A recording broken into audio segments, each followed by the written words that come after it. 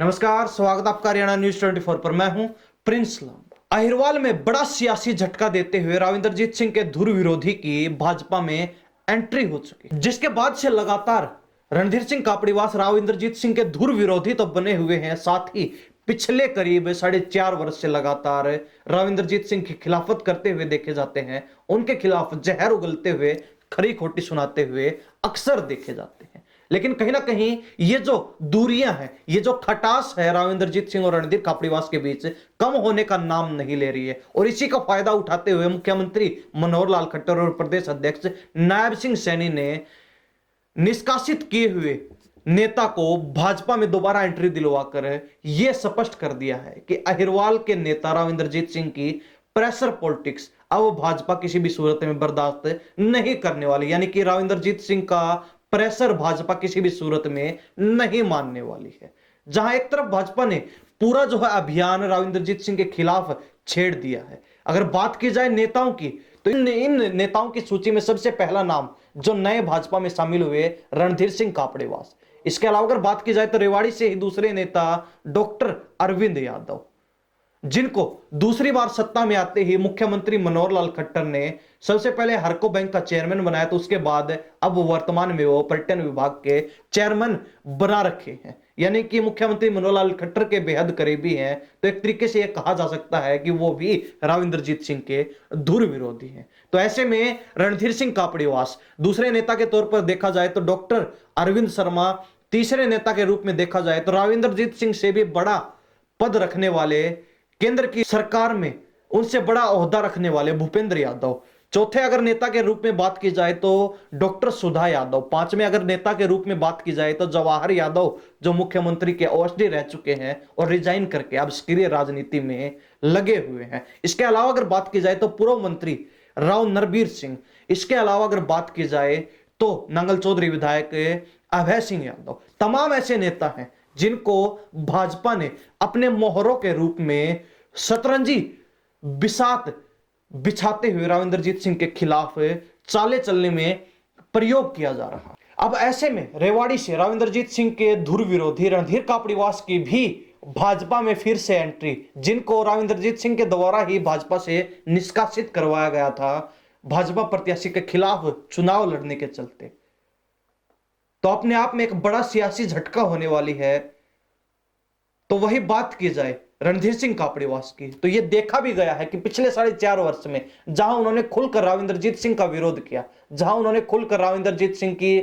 खिलाफत की, बगावत की, तो वहीं उन्होंने एक बार भी बीजेपी की खिलाफत नहीं की, एक बार भी बीजेपी के खिलाफ उनका कोई बयान देखने को नहीं मिला, जिससे यह साफ अंदाजा लगाया जा सकता है कि वो भले ही पार्टी से निष्कासित कर दिए गए थे, वो भले ही पार्टी के खिलाफ चुनाव लड़कर पार्टी प्रत्याशी को, भाजपा प्रत्याशी को हार का सामना करवा चुके हैं, लेकिन उनके बड़े नेताओं से संपर्क और तार जो है जुड़े हुए थे। मुलाकातों का दौर जो है, मुलाकातों का सिलसिला जो है लगातार जारी था। और कहीं ना कहीं अपने इन्हीं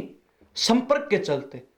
सबसे पहले रणधीर सिंह कापड़ीवास ने अपने भतीजे को, यानी कि मुकेश कापड़ीवास को भाजपा में सक्रिय किया, और उन्हें सक्रिय होते ही भाजपा के द्वारा संगठन में भी जगह दे दी गई। हाल ही में मुकेश कापड़ीवास को भाजपा संगठन के युवा मोर्चे में गुरुग्राम जिले का प्रभारी लगाया गया है। तो अब भतीजे के बाद खुद रणधीर कापड़ीवास की भी एंट्री भाजपा में हो चुकी है, जिसके चलते ये साफ अंदाजा लगाया जा सकता है कि राविंदरजीत की सियासत पर बड़ा खतरा मंडरा रहा है। राविंदरजीत की सियासत अब खतरे में आ चुकी है। जहां एक तरफ राविंदरजीत सिंह जो गुरुग्राम लोकसभा क्षेत्र से लगातार 2009 से सांसद बने हुए, 2009 में कांग्रेस से चुनाव जीतकर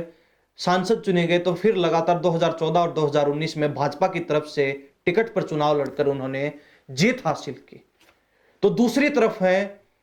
रणधीर सिंह कापड़ीवास, जो रेवाड़ी विधानसभा क्षेत्र में 2019 में जहां बागी होकर निर्दलीय चुनाव लड़ते हैं, तो अपने दम पर 37,000 वोट लगभग प्राप्त करते हैं, जिससे यह साफ अंदाजा लगाया जा सकता है कि रणधीर सिंह कापड़ीवास भी जनाधार के मामले में राविंदरजीत से कहीं भी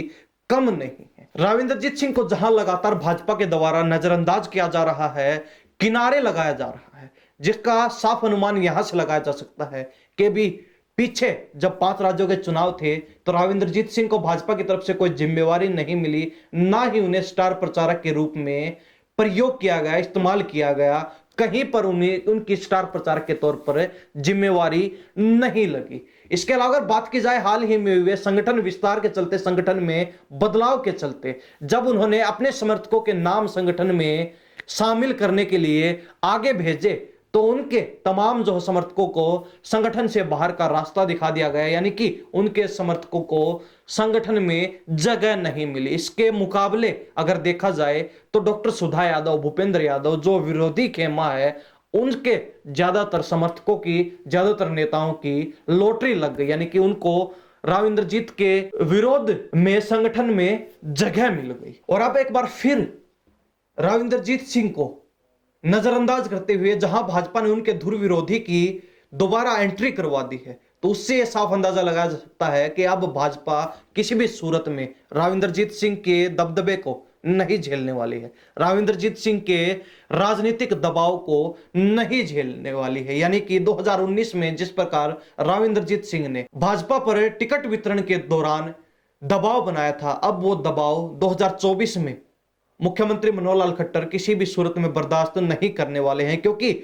मुख्यमंत्री मनोहर लाल खट्टर के सामने भी 10 की 10 लोकसभा सीटें जीतने के साथ साथ बहुमत की सरकार बनाने का लक्ष्य है। और उस सरकार को बनाने के लिए, सत्ता को पाने के लिए मुख्यमंत्री मनोहर लाल खट्टर को खुलकर बैटिंग करनी होगी, जिसके लिए राविंद्रजीत सिंह के दबदबे को कम करना बेहद जरूरी है। और इन्हीं तमाम समीकरणों को, इन्हीं तमाम हालातों को देखते हुए,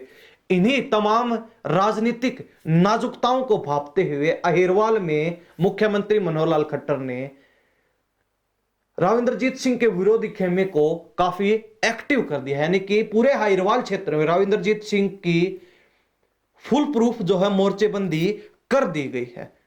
बात की जाए भूपेंद्र यादव जो केंद्रीय मंत्री हैं, बात की जाए सुधा यादव जो संसदीय बोर्ड की सदस्य है, मेंबर है, इसके अलावा अगर बात की जाए विधायक अभय यादव की, इसके अलावा बात की जाए पूर्व मंत्री राव नरबीर सिंह, इसके अलावा बात की जाए जवाहर यादव जो मुख्यमंत्री के ओएसडी रह चुके हैं, इसके अलावा बात की जाए डॉक्टर अरविंद यादव की, इसके अलावा बात की जाए हाल ही में भाजपा में शामिल हुए रणधीर सिंह कापड़ीवास की, तो तमाम ऐसे चेहरे हैं, तमाम ऐसे नेता हैं जो राविंद्रजीत सिंह को चारों तरफ से घेर कर काटने का काम कर रहे हैं, राविंद्रजीत सिंह के दायरे को घटाने का काम कर रहे हैं, राविंद्रजीत सिंह की सियासत को एक क्षेत्र तक सीमित करने का काम लगातार कर रहे हैं। यानी कि एक भाजपा के मोहरों के रूप में काम कर रहे हैं मुख्यमंत्री मनोहर लाल खट्टर के सिपा सालारों के तौर पर अहिरवाल क्षेत्र में काम कर रहे हैं, जिससे सीधे तौर पर राविंद्रजीत सिंह को नुकसान होने वाला है, तो साथ ही उनकी सियासत पर भी बड़ा सियासी खतरा मंडराने लगा है। आने वाले चुनाव के लिए जो सियासी दंगल होने वाला है, उसमें भाजपा नहीं चाहती कि उनकी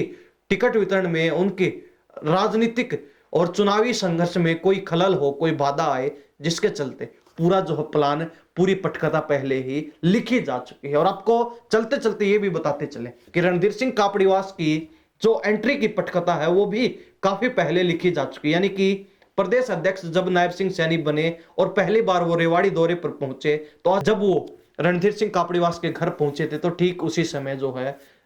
कापड़ीवास की भाजपा में एंट्री की पटकथा लिखी जा चुकी थी, जिसको अब अमलीजामा पहना दिया गया है। रणधीर कापड़ीवास की दोबारा भाजपा में एंट्री हो चुकी है, तो उनके एंट्री के साथ ही ये हालात बन चुके हैं कि अब राविंद्रजीत के किसी भी समर्थक को भाजपा रेवाड़ी में मौका नहीं देने वाली है। सबसे प्रमुखता रहेगी रणधीर सिंह कापड़ीवास की, अगर उनको मौका नहीं मिलता तो उनके बाद दूसरा नंबर रहेगा राविंद्रजीत सिंह के ही धुर विरोधी डॉक्टर अरविंद यादव का, जो मुख्यमंत्री के बेहद करीबी है। पूरी चर्चा को लेकर आप क्या सोचते हैं? कमेंट में अपनी राय जरूर रख दीजिए। तमाम राजनीतिक हालातों को लेकर, रणधीर सिंह कापड़ीवास की भाजपा में वापसी को लेकर, राविंद्रजीत सिंह की जो सियासत है उसको कमजोर करने का काम किया जा रहा है, राविंद्रजीत की जड़ों को कमजोर करने का काम किया जा रहा है। पूरा जो मास्टर प्लान तैयार कर लिया गया, पूरा जो खाका तैयार कर लिया गया, तमाम चीजों को लेकर क्या सोचते हैं? कमेंट में अपनी राय जरूर दे दीजिए। इन सब बातों के साथ मैं प्रिंस लांबा, हरियाणा न्यूज़ 24। नमस्कार, जय हिंद।